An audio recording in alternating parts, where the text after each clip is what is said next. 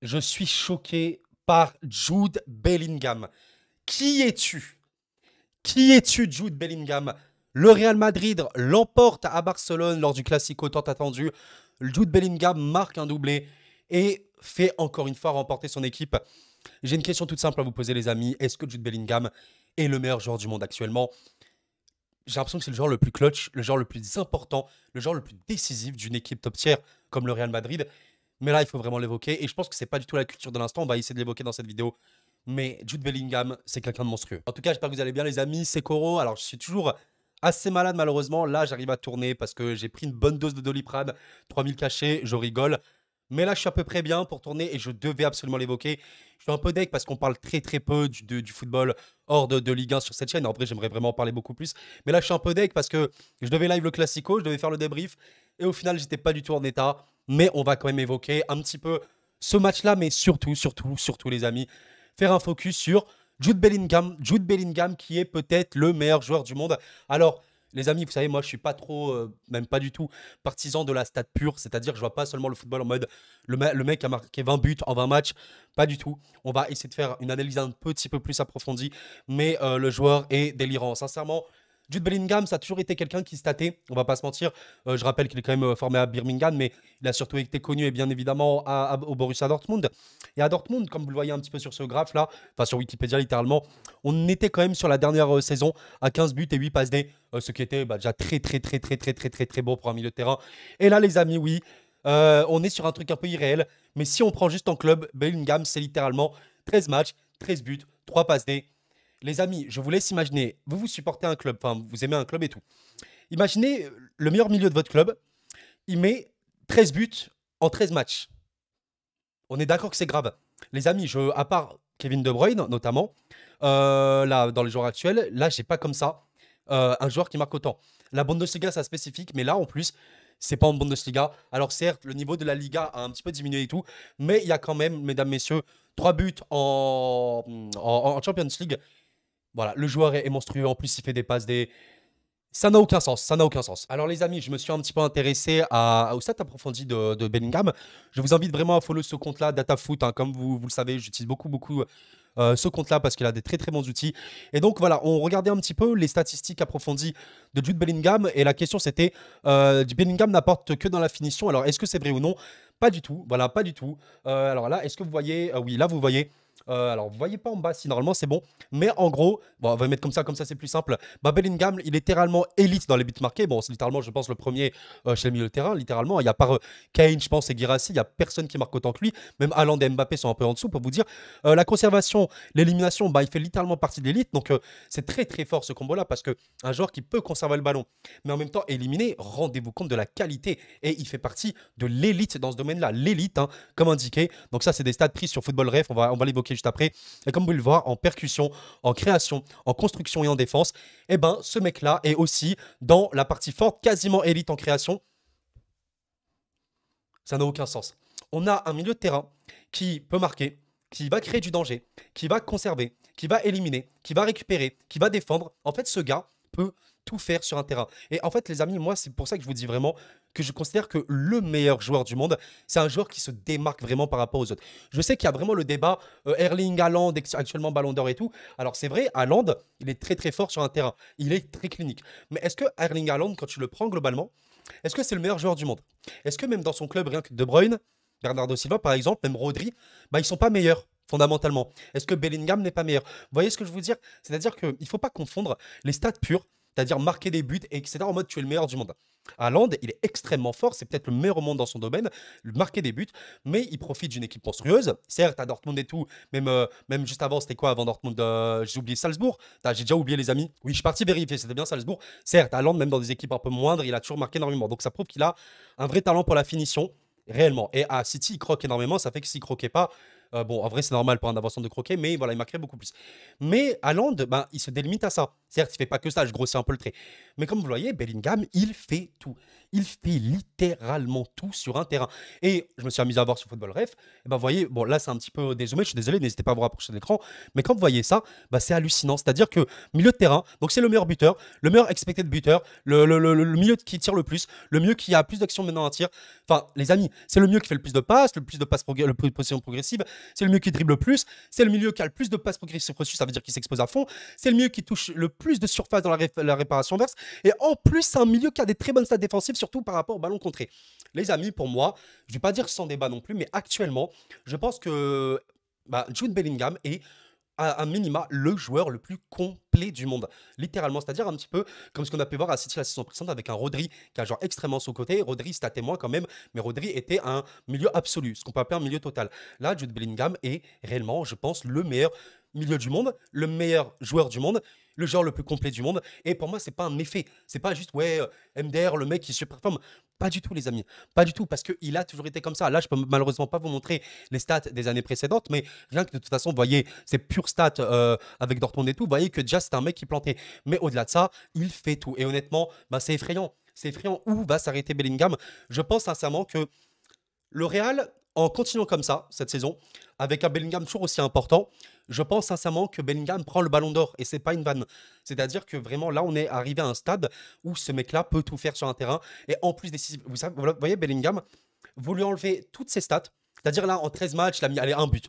Un but, une passe D. Je vous jure, juste ça, mais avec ce qu'il ferait sur le terrain, il est déjà un des meilleurs du monde. Mais en plus, il a les stats. Donc ce mec-là, il est irréel. Alors les amis, je me suis amusé à chercher un petit peu d'autres stats.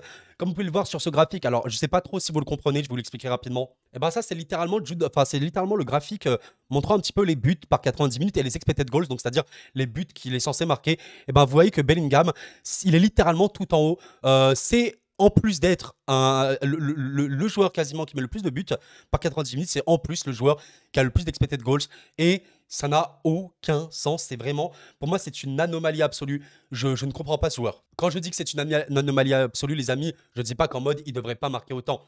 Il est fort, il s'expose et on sait qu'au Real Madrid, si on fait un tout petit peu tactique, le but c'est pas forcément ça parce que voilà, on va pas trop parler de match de football et tout, de terrain, mais si on l'évoque rapidement, je fais pas un débrief sur le classique, hein, pour ceux qui n'auraient pas compris, je vais juste parler de Bellingham parce que je vais avoir la chance, l'occasion d'en parler parce que c'est un joueur. Il faut pas fermer les yeux sur lui, quoi. Les amis, je sais qu'il y en a certains qui ne suivent pas trop, mais il faut pas fermer les yeux sur lui. Et Bellingham, vous voyez qu'il est vraiment dans un dispositif au Real Madrid, enfin dans un où il est numéro 10. Il est numéro 10 au Real Madrid. Alors oui, être numéro 10, c'est évidemment marquer des buts, bien sûr. C'est pas vraiment, vous savez, le milieu en mode, il est juste milieu récupérateur ou il est juste milieu relayeur ou je sais pas quoi. Non, il est 10, c'est-à-dire qu'il fait vraiment tout. Et on le voit parce que ses capacités de milieu, on les voit absolument dans toutes les phases du terrain. Et sa capacité de projection et de par sa position est tout simplement irréelle et c'est juste irréel. Et voilà, et franchement, bon, je suis désolé les amis, je suis un peu fatigué encore une fois. J'ai pris un méga Doliprane avant de faire cette vidéo. Donc si je suis un peu abstrait, etc., ne m'en voulez pas. Bien évidemment, là, je ne vais même pas pouvoir parler trop longtemps parce qu'après, je vais retomber. Mais je voulais quand même l'évoquer. Voilà. Actuellement, ce n'est pas une vanne. Bon, on en parle ou pas, les gars? C'est littéralement le troisième meilleur buteur d'Europe. Derrière Guirassy et Kane, on me dit dans l'oreillette, Guirassy et Kane sont des avant-centres. Ce n'est pas une vanne. Et voilà, les amis, nous sommes sur MaxiFoot, un site que j'aime bien parce que ça montre un petit peu les stats par année, etc. Bah voilà, on est sur le top 5 européen. Si on prend le top 10 des buteurs, bon bah on a Griezmann avec Wind, on a surtout Mohamed Salah qui est avec 9 buts, Boniface, Mbappé, Haaland qui ont 10 buts et 11 buts, Mbappé 4 penalty quand même. Après tu as Martinez 12 buts et voilà, tu as parmi tous ces avançants, tous ces attaquants de monstres, etc. Bah tu as Jude Bellingham, voilà, milieu de terrain, voilà, comme encore une fois, il joue en tant que 10, donc ça explique aussi son truc. Avec Kane juste au-dessus qui a quand même marqué 4 penalty et Guirassy qui est absolument formidable. Donc voilà les amis, c'était vraiment une courte vidéo où je voulais évoquer Bellingham et comme vous voyez, comme le dit ce compte, la data MB, is Euro 2024, England to lose. Les amis, franchement, on peut pas se projeter, mais pardon. Ouais, je dois faire des cuts sur cette vidéo. Je disais, on peut pas se projeter. Mais l'Angleterre, pour moi, est vraiment favori absolu de cet euro avec l'équipe de France, bien évidemment. Je pense quand même que la France, de par la densité, aussi, c'est une équipe qui est rodée maintenant. L'équipe de France se connaît, etc. Je pense que c'est la favori ultime, mais tu as Kane dans ton effectif. Bon, déjà, tu es très très bien. Mais en plus, tu as un Bellingham aussi fort avec plein de très bons joueurs. Les Walker, les Declan Rice, Grealish, t'as tellement d'excellents joueurs. Ça fait ultra peur. Vraiment, l'Angleterre fait ultra peur. Et honnêtement, les amis, on n'a pas eu ça depuis longtemps, mais je pense sincèrement que Bellingham peut être Ballon d'Or 2024 sans gros stress. Le Real Madrid fait une grosse saison. Champion d'Espagne.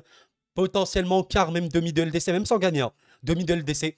L'Angleterre fait un parcours formidable à l'Euro où le gagne. Les amis, moi personnellement, je vois pas comment tu donnes pas le Ballon d'Or à Bellingham. Il est irréel. Ce joueur est irréel et je vous repose la question, les amis. Est-ce que c'est le meilleur joueur du monde? Mais surtout, une autre question. Imaginez, vous avez un milieu dans votre équipe titulaire qui fait absolument tout. Défense, attaque, récupération, tout ce que vous voulez. Son volume, il est monstrueux. Mais en plus, il marque comme ça. Et il fait jouer les autres, il fait des passes D.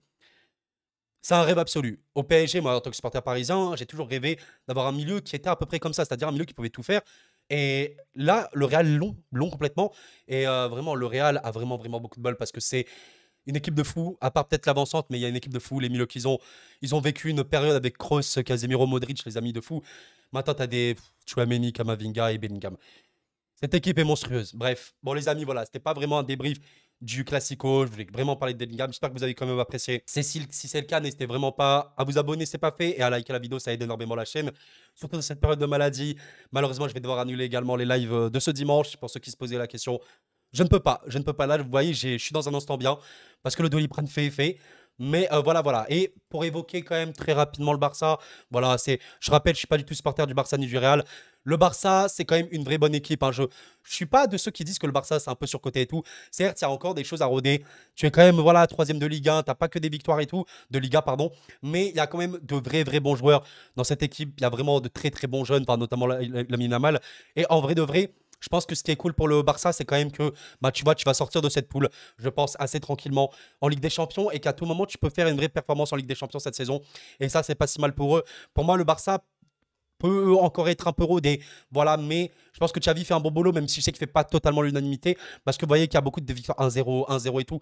C'est pas la folie furieuse, je suis bien au courant. Mais voilà, parfois, ça peut te claquer des 5-0 et tout, de par leur qualité offensive totalement bonne.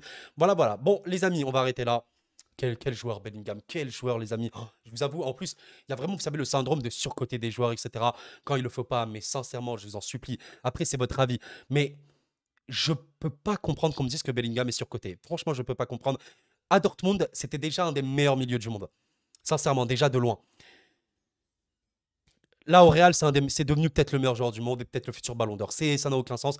20 ans, les amis. 20 ans. Warren Zaïre Emery, il a 17 ans à côté, donc il est quand même beaucoup plus jeune. 20 ans. 20 ans être aussi fort. Quelle indécence. Certes, ce n'est pas la Liga de l'époque. Ce n'est pas la Liga il y a 10 ans ou quoi. Ce n'est pas la Liga du grand Messi, CR7 et tout. Certes, ce n'est pas le grand Marseille, etc. Oui, mais ce n'est pas à minimiser. Ne minimisons pas ce genre de choses parce que c'est fou. Le joueur est dantesque. Je suis en train de me dire que qu'est-ce qui va l'arrêter concrètement? Il porte le Real d'une manière si belle. Le Real est fort, mais il transcende tellement ça. Et le détail du Real, c'est vraiment Bellingham. Il fait absolument tout. Je pense qu'aujourd'hui, Bellingham est blessé. C'est la pire nouvelle qui peut arriver au Real. Vraiment, parce qu'ils sont forts sans lui. Hein. Mais avec lui, c'est... Voilà, 20 ans, les amis, il vient d'arriver. Je suis tellement en admiration devant ça. Si vous saviez, je suis tellement en admiration. J'aurais tellement rêvé qu'il vienne au PSG, si vous savez. Mais bon. Écoutez, allez, on va s'arrêter là, les amis. Merci à vous d'avoir suivi. C'était Koro et la paix sur vous.